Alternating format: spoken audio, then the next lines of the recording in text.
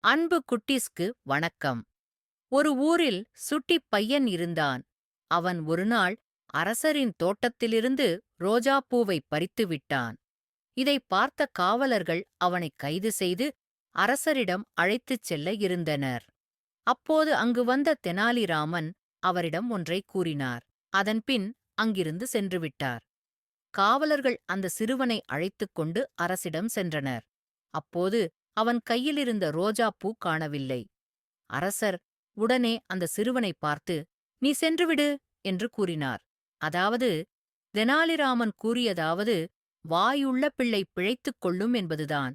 அப்போது அந்த சிறுவன் வரும் வழியில் சிந்தித்துக் கொண்டு வந்தான். அவனுக்கு அர்த்தம் புரிந்தது. உடனே அந்த ரோஜா பூவை தின்றுவிட்டான். இதனால் அவன் தண்டனையிலிருந்து தப்பித்து விட்டான். ஏனென்றால் எந்த ஆதாரமில்லை.